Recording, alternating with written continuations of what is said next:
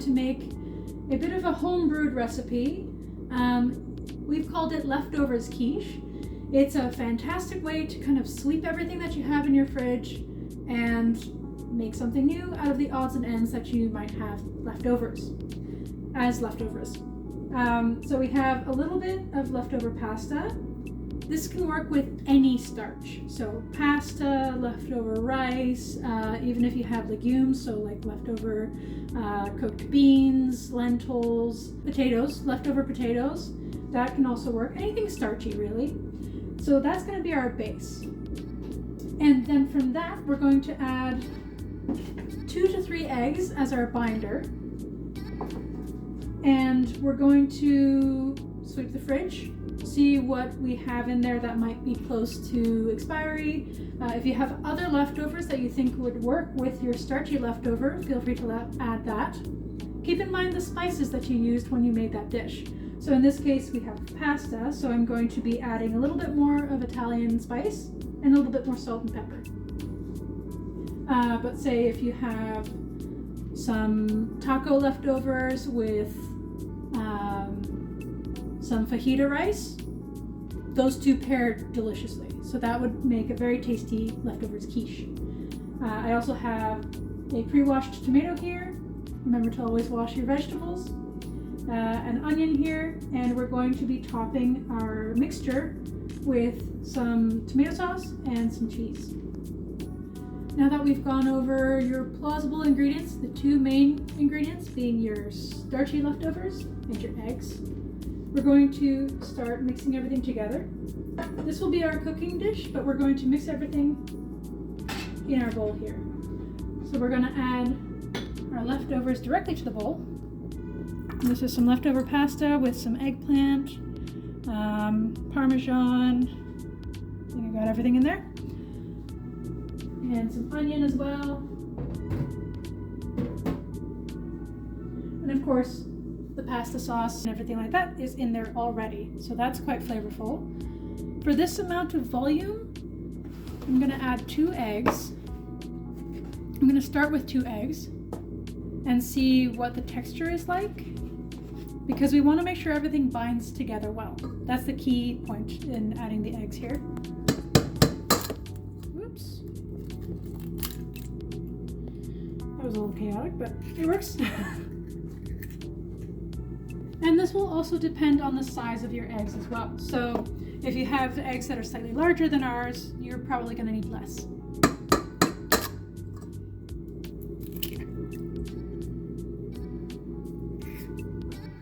I'm just going to grab a fork to mix things together.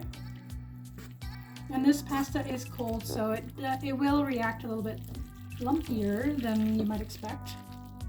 So I can already tell by the way that this isn't sticking together. This needs another egg. Our eggs were a little bit on the small side, so that makes sense.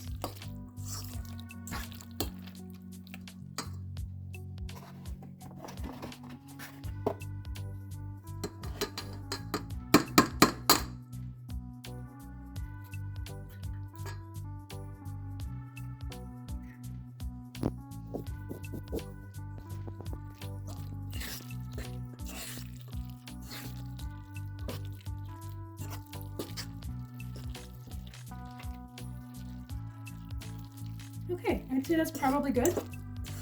Apologies for the noises, but it's egg and pasta, so we can't really do much about that. Headphone users, lower your volume. That should be good, I think. I'm going to go back to our cutting board here. Now that I know this is okay,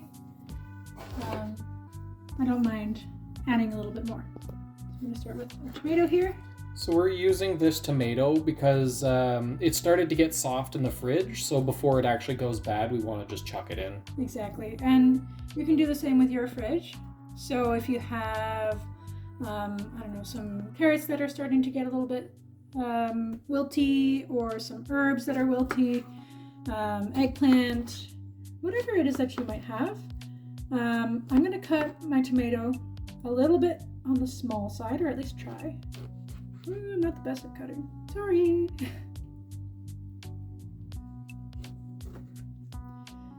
because we want to make sure that everything binds together as well as possible.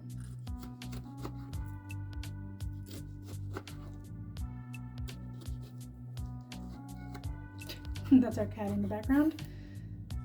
Really asking for attention. Like that. There, I think. And into our bowl. I'm also going to be adding a half of an onion. There is some onion already in our pasta, but this is mostly for flavor. And again, add whatever you have in your kitchen that you think would taste well together. We have our extra ingredients all sliced and diced. Everything is going into our bowl. And now we're going to mix.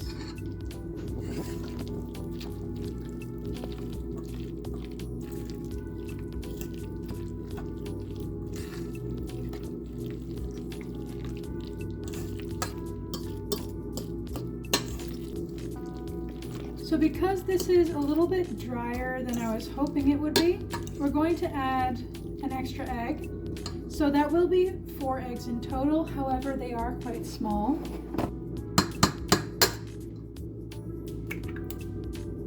And just to be extra sure that we have a nice recipe for you guys, we're being extra cautious. You don't necessarily need to add the extra egg if you don't have it or if you don't want to. Alright. The last step before we oil our pan and stick it in the oven is to season it. So yes, our leftovers are seasoned, but if you have the ability to add extra seasoning, because we've added more volume with our eggs, it kind of boosts the flavor quite a bit.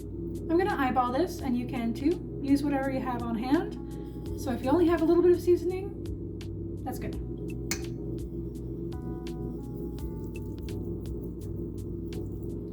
So I'd say that's more than enough. That was probably 1.5 teaspoons or so of Italian blend seasoning. And again, use the spices that you have on hand, and use the spices that you think would mix well with your leftovers.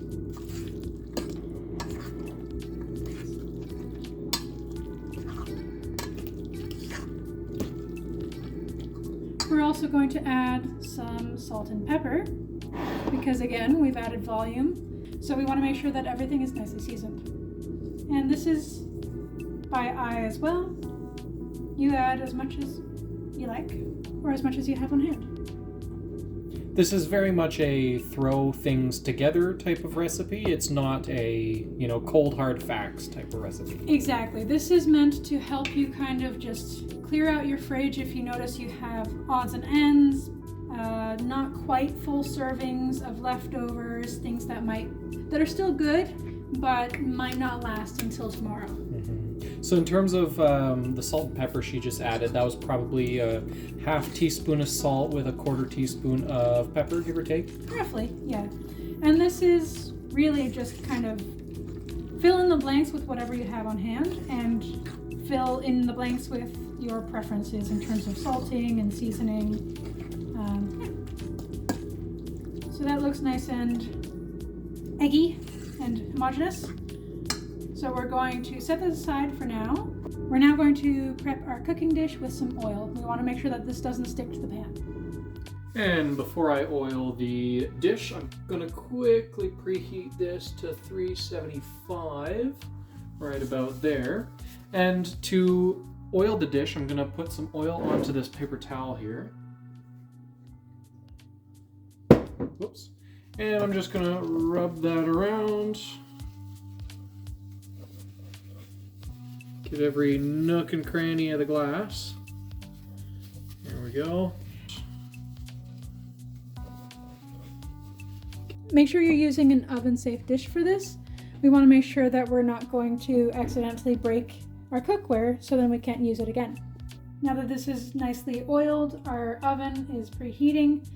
We're going to actually add our mixture to the pan. And again, your base is any kind of starch that you have, any leftovers, as well as any vegetables or other items that you might have that are close to expiry that you think would taste really nice together. So for example, fajita and taco stuff would taste really good together. You can also do some Asian fusion kind of things. Whatever you have in your fridge, I'm not sure what's in there, but I'm sure you can play around and see what tastes you can mix together.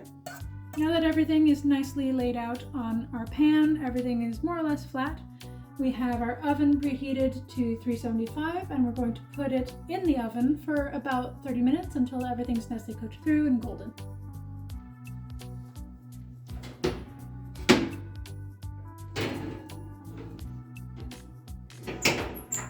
There we go. We're going to wait 30 minutes and then we'll top it with our pasta or tomato sauce and our cheese. So it's been about 35 minutes for us, but it is complete.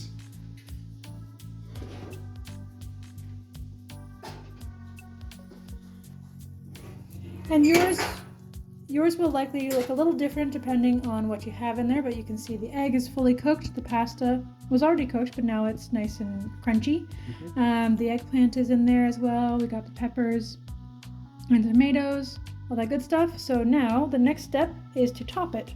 So we're going to use our pasta sauce, but if you have tomato sauce, that's good too.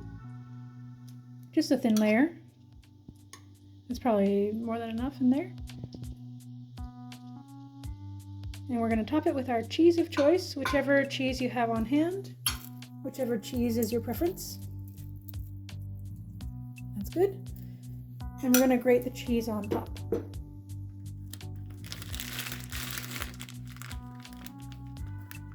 And you can top with as much cheese as you want or as much cheese as you have. Well, maybe not as much cheese as you have, depending on how much you have. But yeah, the goal for this is just to melt the cheese. Because everything is better with cheese. And now we're going to put this back in the oven just for a minute or two. Because everything is cooked, it's quite literally just to get that all bubbly and melted. And that's our leftovers quiche. Considering this was a recipe designed to help you kind of empty out your fridge and make sure that those last little bits of leftover don't go to waste, I'd say that looks pretty tasty. Cheers to good food In good company.